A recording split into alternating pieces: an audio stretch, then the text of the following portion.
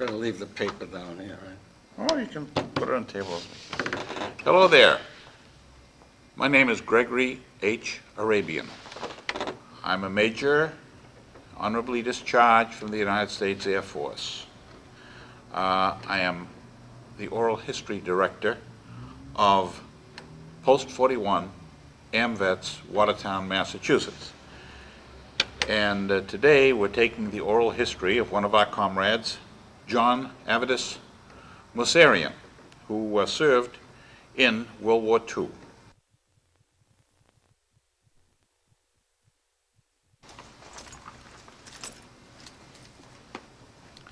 So I better leave the paper down here, right? Oh, you can put it on the table. Hello there. My name is Gregory H. Arabian. I'm a major, honorably discharged from the United States Air Force. I am the oral history director of Post 41 AMVETS, Watertown, Massachusetts. And today we're taking the oral history of one of our comrades, John Avidus Musserian, who served in World War II. And we're proud of all of our veterans, especially John. And today what we're going to do is go through reminiscences he has of World War II so that they may be shared not only by veterans who see this video, but also for future generations. It is intended that this video will be stored, copied at the Watertown, Massachusetts Library, the Library of Congress. We'll give one to the veteran himself and for the veteran's family, and we'll store another copy here at the Post. And John, you've signed a release, haven't you, Yes, to give I us the right to do that. Is that correct? That's correct. Okay. So we're going to start this oral history in 2 seconds, which will give me enough time to zero in on you with the camera. Okay?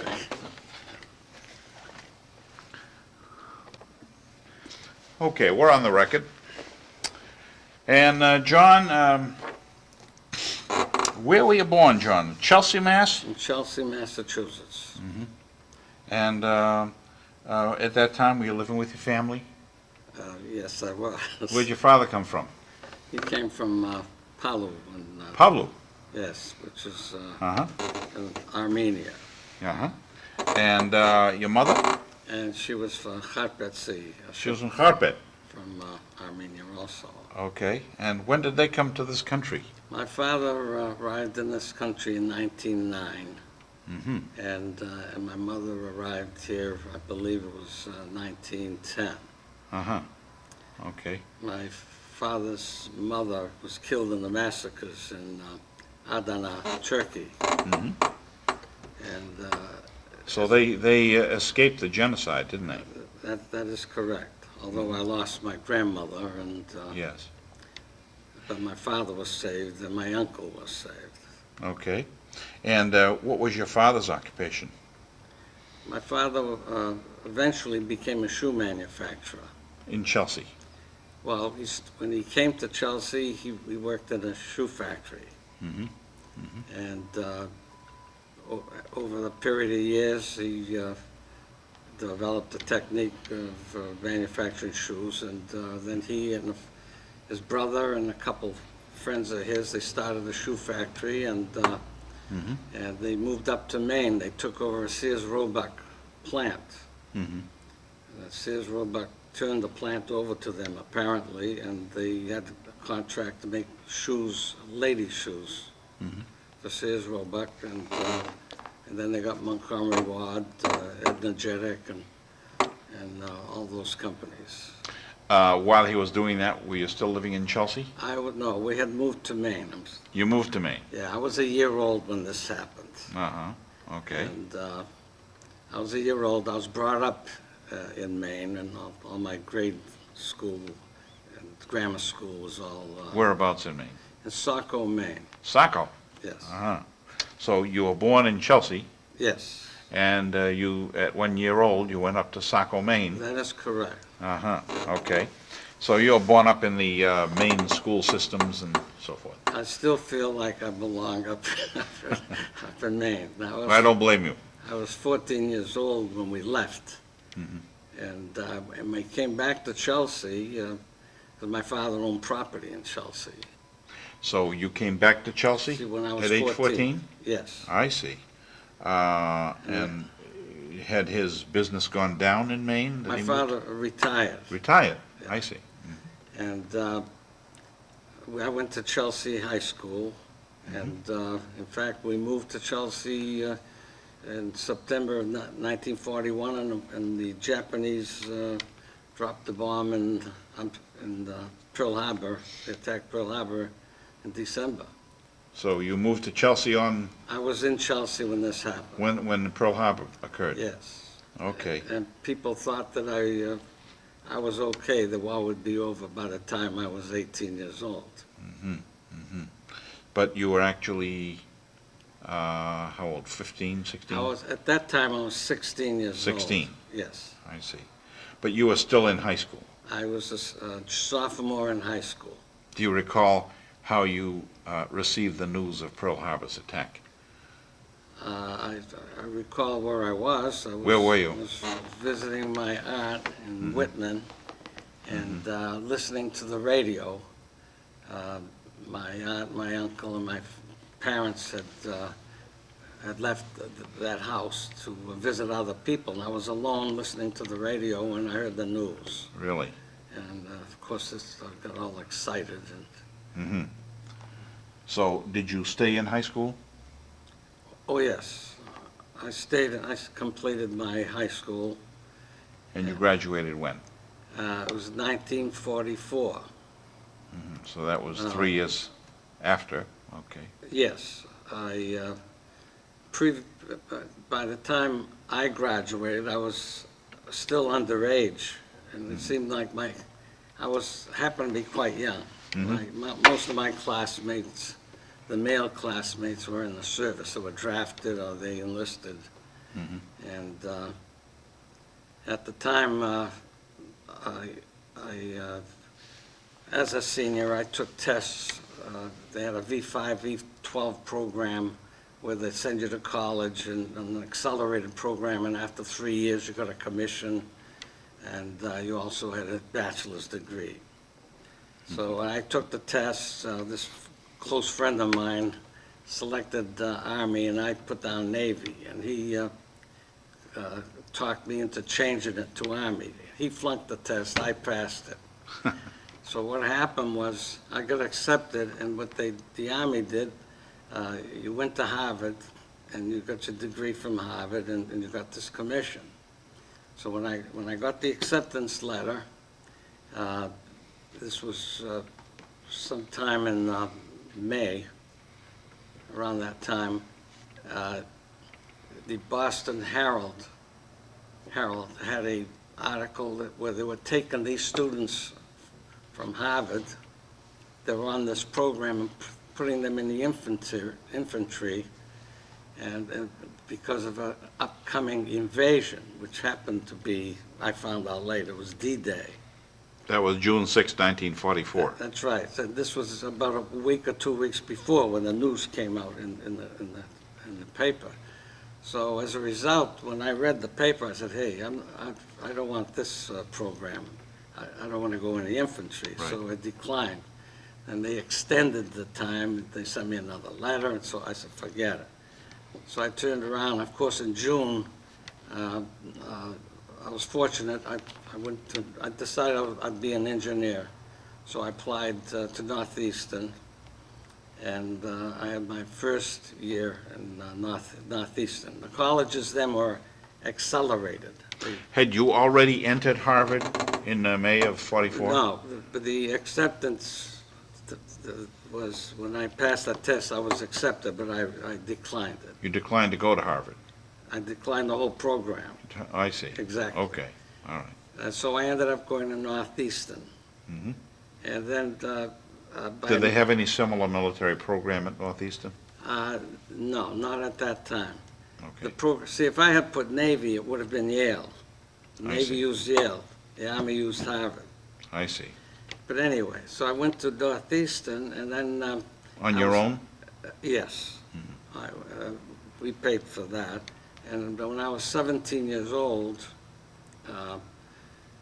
I was 17 years old. I would have been 18 in March Of Now- what year?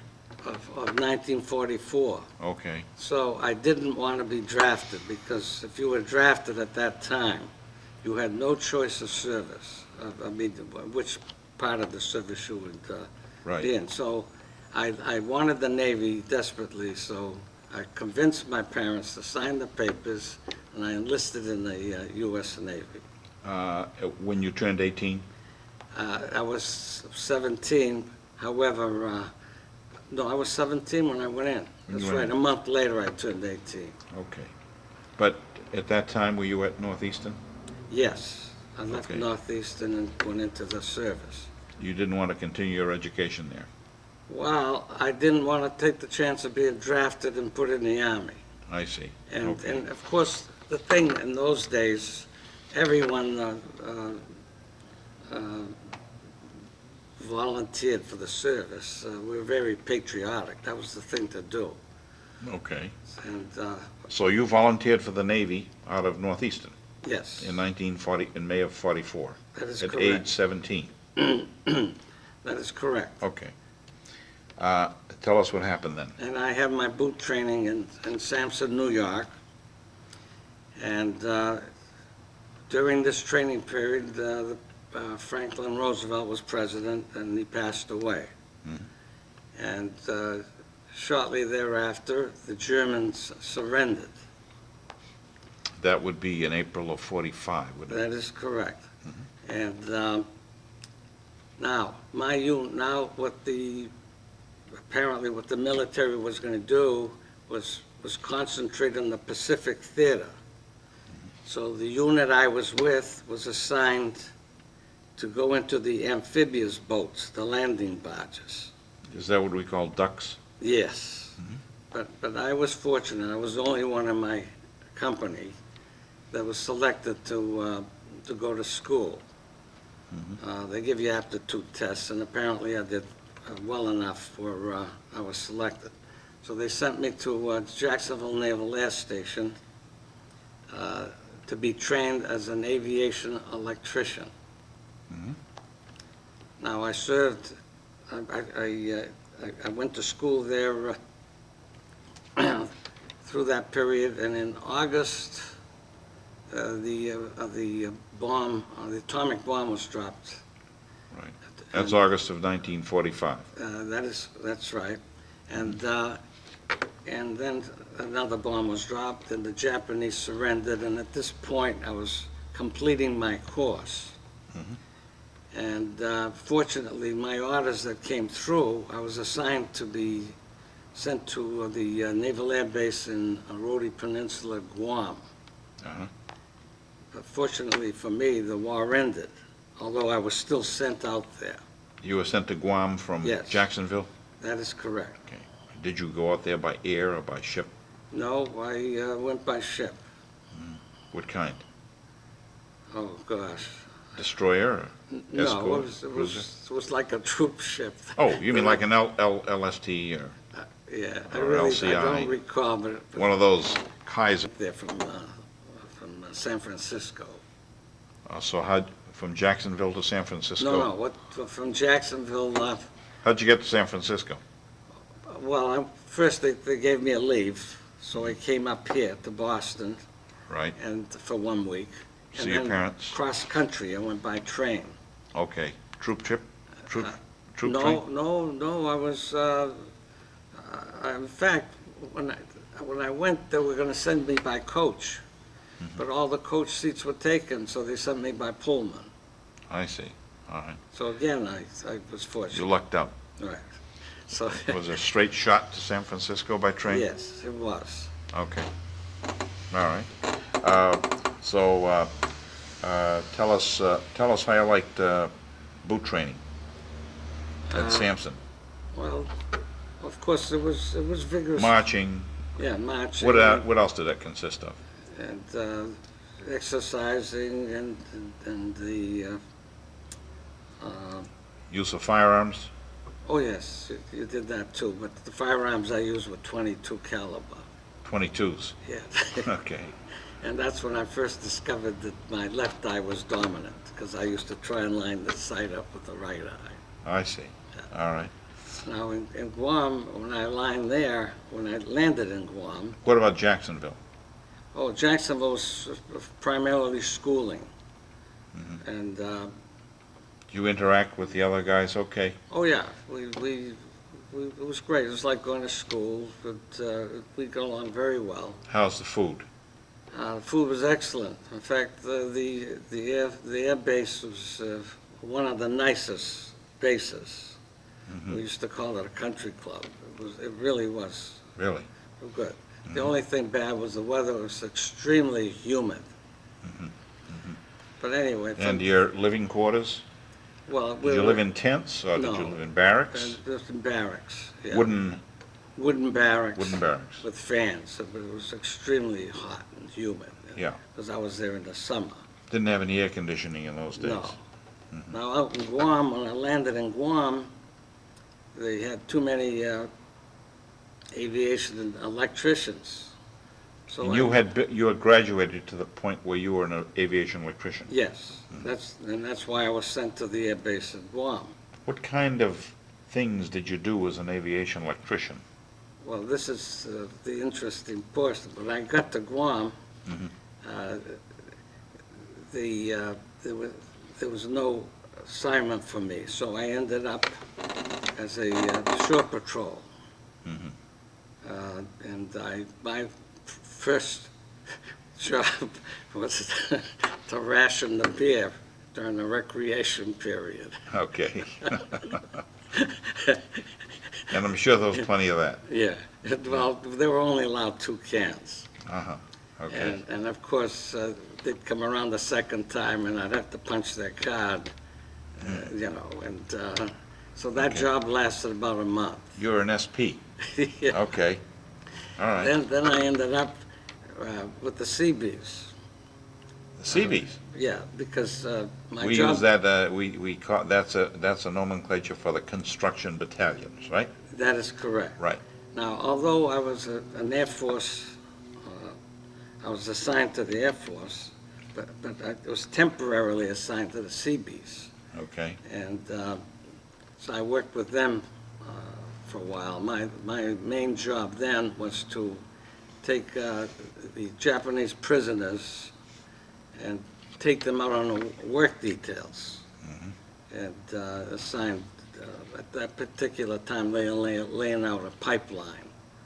so the Japanese prisoners were forced to work? Yes, they kept them busy. They kept them busy? Yeah, it wasn't hard labor. Uh-huh, It was, in fact, it was, it was just to keep them occupied. okay. How did you find these prisoners? How did you, Oh, well, at that point, they were... cooperative? They were cooperative, because what you did was, you really worked with 1 or 2 that spoke very good English, and the others were on the side, and they took their orders. The orders were relayed. I would give the orders to the English-speaking ones, Mhm. and then he would tell them what to do. And they were cooperative because at that point they knew the war was over. They knew they were beaten? They were beaten. There wasn't any, No animosity of anything. no animosity No. and nobody determined to do or die or anything like that? Nah. Yeah. In fact, we both got along fine at that point. Any incidents? No, none, Nothing. not that I recall. How many prisoners did you have in Guam?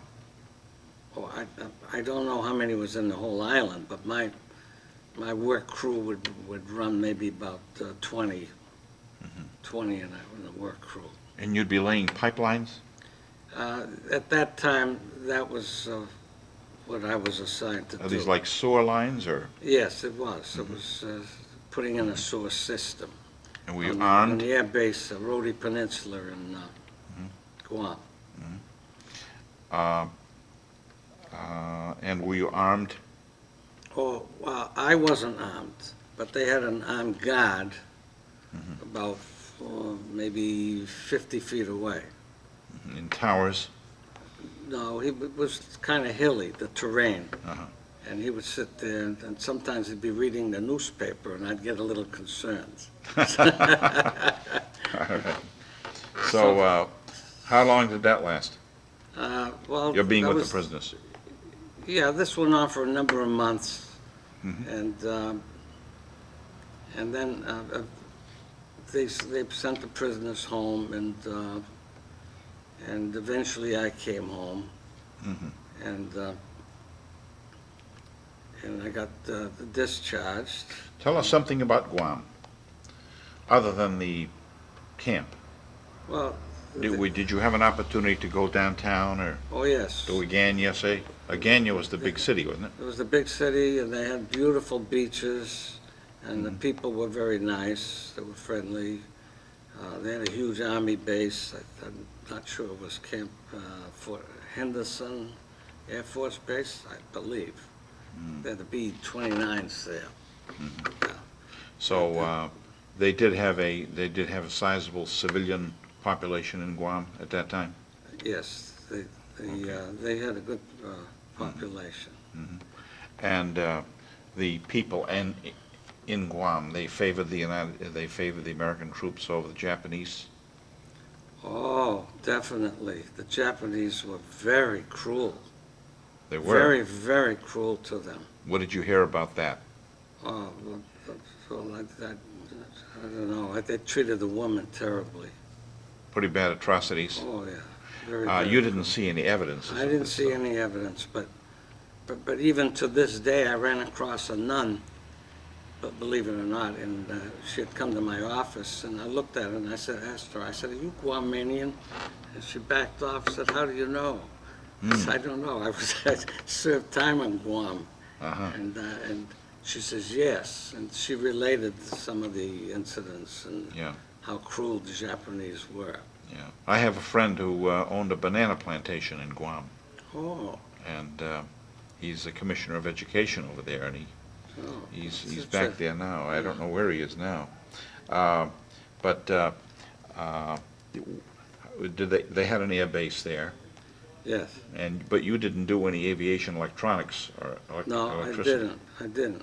You- But what was interesting, when I arrived there were 50 of us on our ship.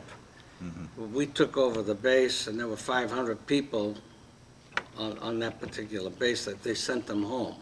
I see. Because they had served a long time during the war overseas. What kind of aircraft did they have on the base?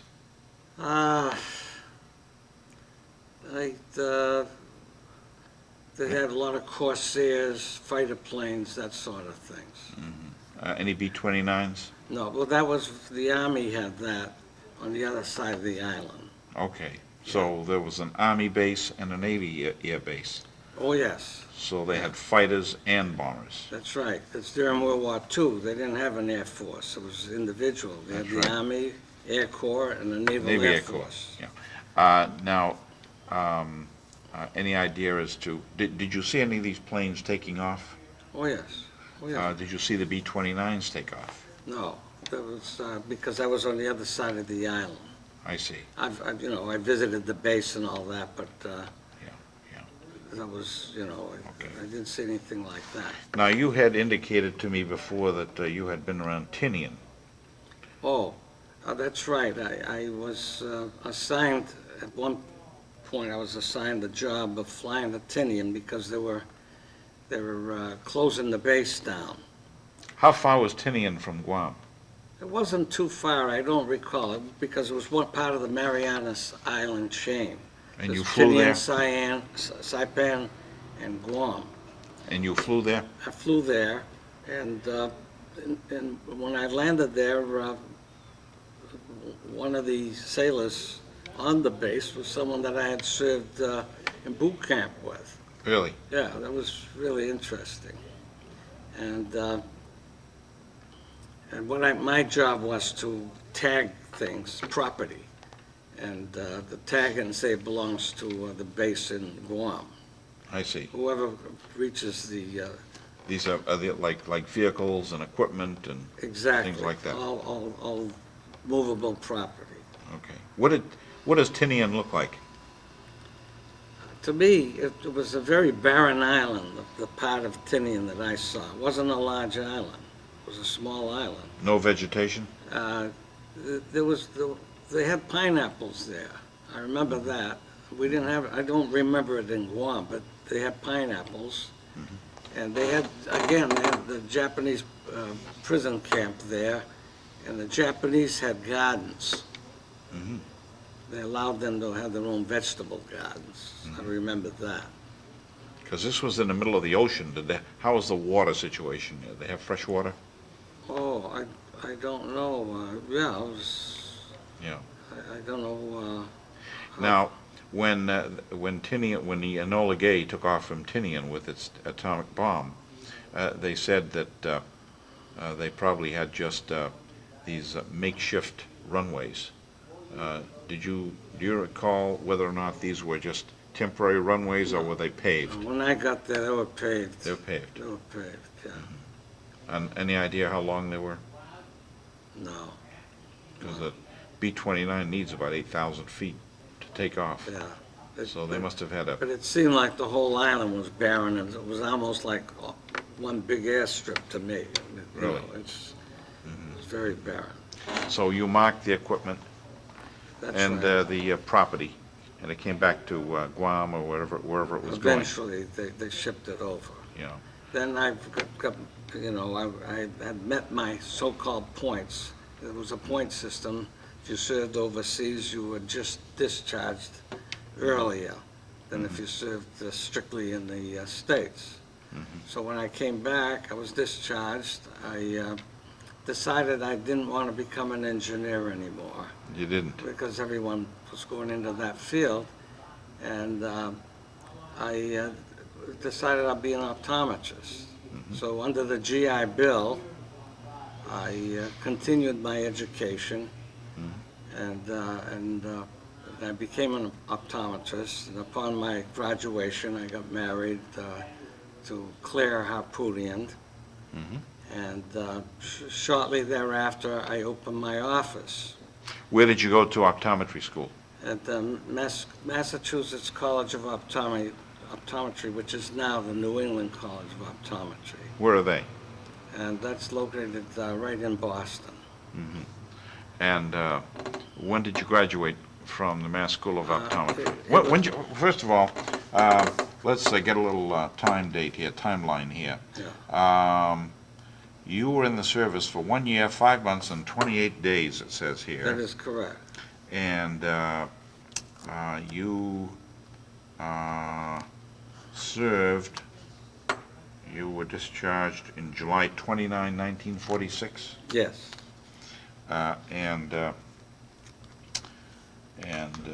So when did you enter the School of Optometry? It'd be September of 46, maybe? Well, actually, I didn't enter it right away. It just came to me. When I first came home, I worked, my father at that time owned a diner. That's right near North Station. And What was it called? it was called the Garden Diner. It was right next to Boston Garden. And so I worked there. I would go into work at 8 o'clock at night and work until 8 o'clock in the morning.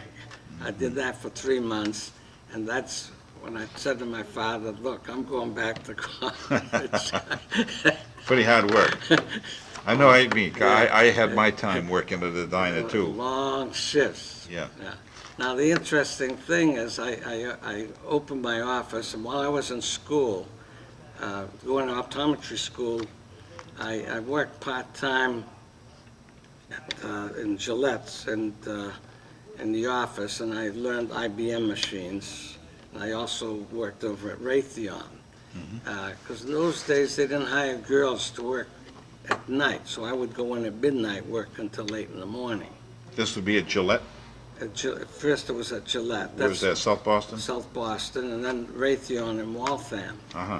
And what happened, I got a phone call from this professor at Harvard, Dr. Baker. Right. and he said he would like for me to stop by his office, which was in the Harvard College Observatory, and he'd like to talk to me. So I went there, and he showed me this computer. It was an IBM 650, and it had mechanical counters, and the counters looked like odometers, and it made all this noise and racket, and they had these vacuum tubes. Right. And I said, this is interesting. And he says, well, we have a contract with the Air Force, and he says it's to analyze lens systems, optical systems, and I'd like you to work with us, because you know IBM machines. I said, look, I'm not familiar with this machine, which I wasn't. He said, well, no one is. This is brand new. He says, but you're familiar with the IBM punch card methods, and you have a background in optics, and you're just what we need. So I got involved, I joined his group, and we got involved in designing lens systems. Now, what we were doing was designing camera lenses. These cameras were placed in balloons, and they called them weather balloons. And they would let the balloon up in Alaska. The wind current would carry it over Siberia. And by the way, there were infrared optics. So from the heat, they could tell where the Soviet bases were under the snow. Because the way the wind currents would go, it would run across Siberia and come over to Oregon, Washington, Arizona, and they shoot the balloon down and get the cameras and the photos. The balloon would stay aloft that long? Oh, yes. Yeah, it would stay aloft for that whole cycle. Any idea what kept them up there? No, because when you're involved in a project, you Right. only know You only know your part. your part. Okay. Now, the interesting thing was a lot of people used to say they saw flying saucers, Yeah. and we suspect lots of times it was the balloons. Right. Yeah, and at that period, the Cold War was on. The Soviets had come with a long-range anti-ballistic missiles, and we were aware of it, but we didn't know exactly how many missiles they had, how many planes they had. They were speculating. They have all Right. this stuff. So the intelligence wasn't that good, the American intelligence. Right. So the ideal thing would be to have an airplane that could take these pictures. And this is how the U-2 spy plane idea was born. But you were initially involved in these infrared cameras that were mounted in balloons. Initially. And then this was done at Harvard, at the Right. Harvard College Observatory. And what you were doing is developing lenses that We could were use. designing them, mathematically designing them. Uh-huh. What type of glass to use, the index and trace rays, and how it should be ground, and so forth.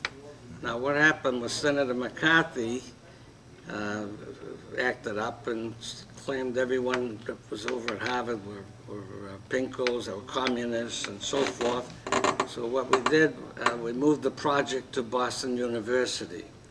Boston University did not have computers, so the Air Force set up the college with computers, and they put me in charge of the computation center. I was, and made me a research associate in the research lab, and I had the authority of who used the machines, and that was the main reason, main purpose, because the university was allowed to use the computers, but we had first preference. Right. Okay. And So this was the result of Senator McCarthy's hearings at the Army. exactly. So And so they just moved it to Boston. He was investigating Harvard, but he wasn't investigating Boston University. the BU didn't mean much to him. Okay. So they also set up a laboratory where they ground lenses at BU. And so what happened, I was there, and I took a vacation. In those days, when you took a vacation, you visited a relative's farm or an estate or whatever. So I had gone to Weymouth to visit my wife's aunt. My wife and I were there. I wasn't there one day, and I got this phone call from Dr. Baker, professor at Harvard. Something very important has come up. I need you right away. You've got to come back. And, at that time, I was made a consultant because I came under the BU payroll. Right. So he says, I'll triple your wages. Hold on just a minute, if you would. Here we are. Yes, so I says, okay. Okay. Very good. So, So now this friend at Harvard, this professor at Harvard, now, I think you said he was someone who knew you before? no. How did you get to know him? Oh, that's right. I should have mentioned. He said he was looking for someone with my qualifications, and he asked the IBM engineers. In fact, he said to them, I wish I knew someone who knew optics and knew IBM methods. But They you said had there's gone no- to Harvard previously, right? You had worked at Harvard previously, before you went to BU. Yeah, before I went to BU. Now, the fellow who brought you over to Harvard, who was he? No, he was the professor at Harvard. And how did you He- get to know him? Well, what happened was the IBM engineers, he had spoken to IBM when they got the computers in. Right, And he said, I wish I knew someone who knows how to run these machines and knows optics. okay. They said to him, there's only one man in New England. And that's how he got my name. I see. So the IBM That's why- engineers gave him your Yeah, name? I yeah, see. I Okay. neglected to mention that. That's okay. And that's how he came about to call me and said, I want to talk to you. Yes. Yeah. Okay, so you went to BU, and then while you were on vacation, he called you and said, I need you right away. Right away. So I said, I'll come back, but you don't have to triple my pay. I'll be back. I'll forfeit my vacation. So I did come back, and at the time, I didn't realize what it was, but this was we were going to work on a design for the U-2 spy plane, and it was a real emergency rush type of thing, because they was very concerned with the Soviets with the intercontinental missiles, ballistic missiles. Were they shooting down the balloons? Yeah, when they'd see them, but quite a few got through. Okay. Um, Now, how would we retrieve those balloons when they came over the well, United States? they would shoot them down. And how would they catch them? Any idea? Yeah, well, most of them would be in the upper, I think it was Arizona, the desert areas like. Right. And they must have had helicopters. Yeah, Sort of thing. okay, all right. See, I don't get in, they don't You tell don't get you all into the that? details. Yeah, okay. In fact, I'll tell you as I go on. So I went back, and so now we're working on a lens design. We'd go at night, For the U-2? yeah, but I didn't know it was the U-2 lens at the Yeah. time. And this was somewhere around This when was now? at BU, and this was in 1954. Uh-huh. And so we'd work, we'd start work around 8 o'clock at night, work until 6 in the morning. Mhm. And never left any scraps of papers around or anything. We'd put them in a briefcase, take them home, and destroy them. And I used to say to myself, geez, this lens, we're designing this lens, and the lens is up 70,000 feet. And it didn't make, how can a balloon go up that high? So they must have a special gas or something that brings it up Right. there. And it was designed with like an accordion, because the air temperature gets thinner as you go up, it gets colder, and so the index of refraction changes, so the camera has to adjust itself automatically. So we had to design it with bellows. I see. Well, anyway, make So a you long- knew that this lens was going to be shooting from 70,000 feet plus? And the amazing thing was the pictures that came out, you could identify anything that was 3 feet. And this is from 10 miles away. So if there was an object that was 3 feet or larger, you knew what it was. If it was a bicycle, you could tell it was a bicycle. Now, what happened, the design, we completed that, the mathematical part, I would say in about 2 weeks. Then the basic lenses were actually ground over BU. And then the plane was made in Lockheed, I believe, in California. Right. Make a long story short, one of the flights, when they tested it, was New England. And the Air Force called me in, and they had an office at BU. And on the director's table, they had this picture, and they called me in, which was a big thing for me. You know, I said, wow. Yeah. They said, this is a picture from this last project you worked on. He said, there's a cloud cover. Right. And everything was cloudy, and there's only one area that came out, and it was Saco, Maine. And we went through your security clearance, and we discovered you lived in Saco. That's why we called you in.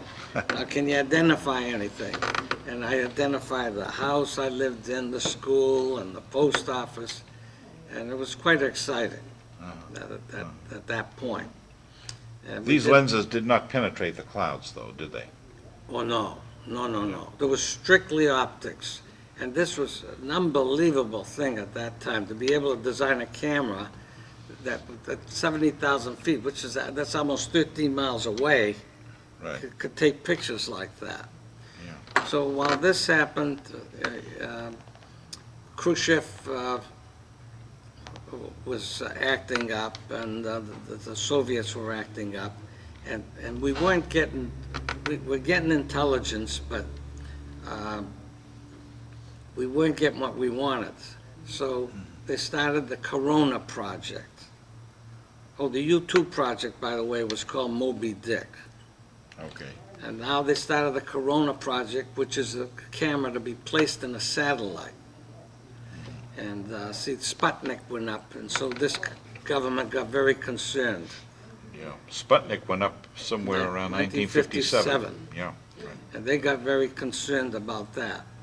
And so in 1958, we started with the Corona Project.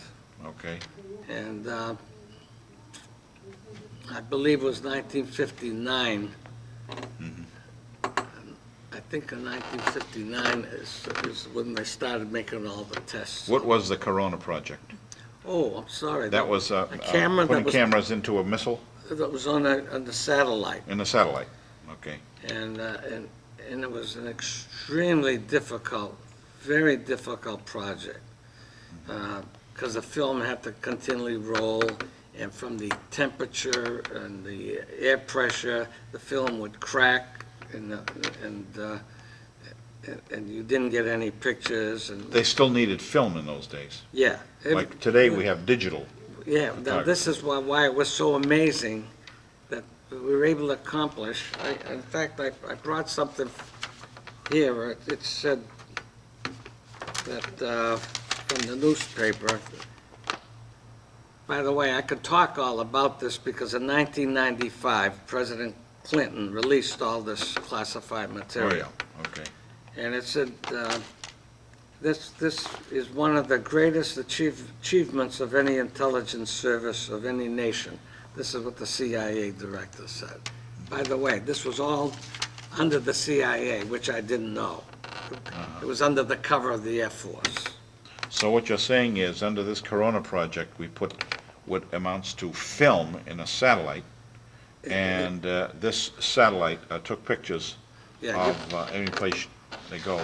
Yes. And so far as your involvement was that again on the optics? it's strict, just the optics. Just the optics. Yeah. And of course, this did not penetrate the clouds either. Well, no, well, the pictures took an area, I think 120 miles by 10 miles. Uh-huh. Yeah, it was, say, it was 10 miles, say vertically, and 120 miles this way. I see. Now, how did we retrieve this film from the satellite? Oh, now that was, yeah, now that was interesting. That would be discharged, it would be shot off the satellite with a parachute, and then they had an airplane come down with I don't know what kind of hooks they were, and they would catch them. Really? Yeah, but it was designed too, that if they missed any, they would do this over water. If they missed any, then they had helicopters go, and the device would float, I don't know how long, for 1 hour or something like that before it would sink. So they had time to pick them up with helicopters. But these satellites were outside the atmosphere, weren't they? The satellites were a north-south route. And the Right. reason, and it was timed in such a way that there was always sunlight. Ah. And with Okay. the Earth rotation and that sort of thing. And it's amazing that the film didn't burn on re-entry, to Yeah, no, it didn't. yeah. So they were able to retrieve the film. They were able to Isn't retrieve that it. amazing? Yeah, Yeah, yeah. so it was really an amazing feat. Were you involved in anything after the Corona project? No, what happened was,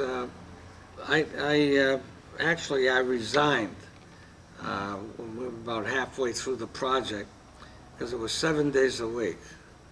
And Really? everything was rush, rush, rush, and the pressure got a little too much on me.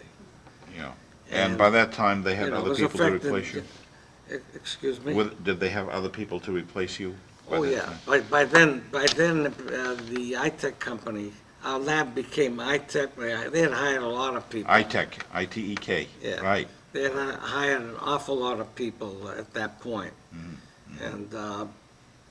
And then I resigned. They hired me as a consultant, and I phased off, and I took it easy and concentrated in my office, and I guess my body couldn't take it. A few years later, I got a heart attack. I see. And at that point, I was 45 years old, and Now, so far as you're working on these various U2 and the Corona and the balloon projects, were you felt the government adequately compensated you and took care of you? oh, yes, yeah. Yeah. In fact, They treated you well? In fact, the professor used to say, now and then people would come from Washington, and they would walk up and down the corridors. And then one time he came over, he says, you know what he said to me? I said, what? He says, we're not paying you enough money. Yeah. You didn't take the But idea at of the the time, people paying. at that time, you didn't think of that. But you still had your optometrist office at that Yeah, time. that's So you were right, able to juggle one with the other. because I worked by appointment, and I was a company doctor for IBM. Well, in fact, this is another reason why I resigned. I became the doctor for an IBM company in the eastern Massachusetts, and I also got involved in a research project with the Retina Foundation, the Ioneer, Ah, yes. and we were trying to develop a lens that would concentrate energy similar to today's lasers. Yes. Only we were using regular illumination, that sort of thing. But the light would be so intense, when they tested it on a rabbit's eye, the eye would explode, so, I figured, forget it. Yeah. Okay. So you resigned from the Corona project somewhere around 57, 58? Oh, no, it was later than that. Later than that? Yeah. It was probably around 60, 60s. yeah. Okay. Because this project kept going on, It did. yeah. And I assume it's probably going on by now. Oh, Well, yeah, other projects have taken yeah, over, like the yeah, Hubble it's- telescope. But it is all digital. It now, is yeah, digital now. yeah. Yeah. Now, you say then you went into your office, and then you were able to maintain that until you got your heart attack a year or so later? Yeah, well, like I said, I was a doctor for the IBM company that sent the employees to me. And at the same time, I had consulting for BU, I'm sorry, for the iTech. Ioneer, the Retina Foundation. Then I did a consulting for Cinerama. They had the Cinerama camera lens. Oh, yes.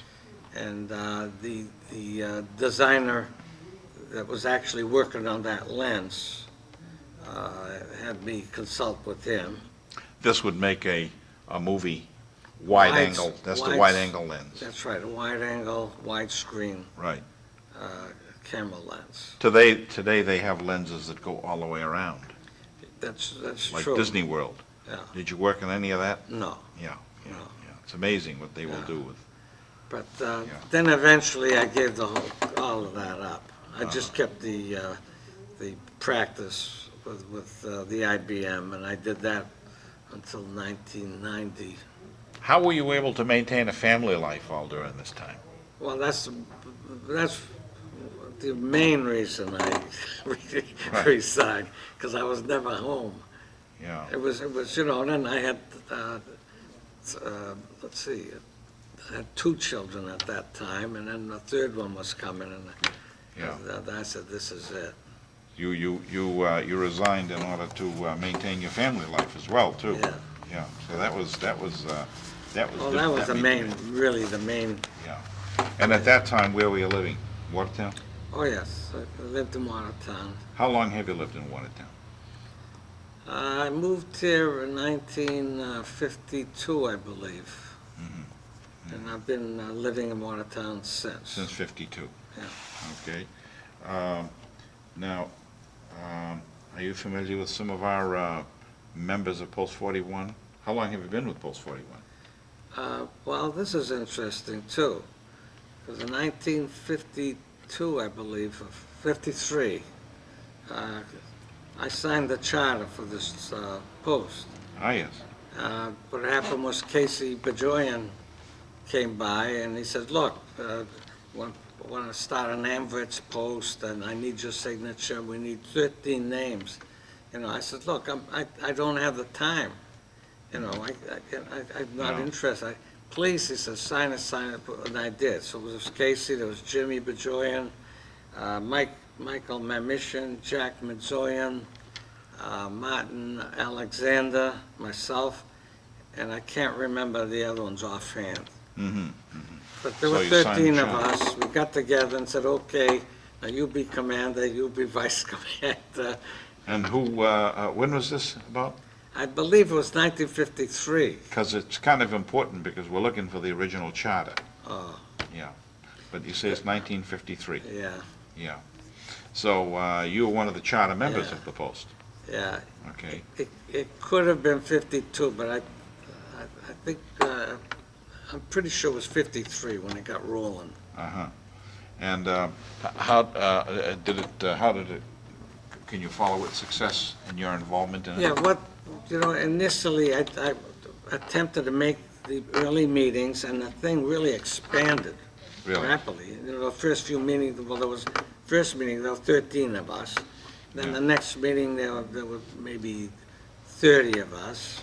Mm-hmm. And then the meeting after that, this is within, 3 months,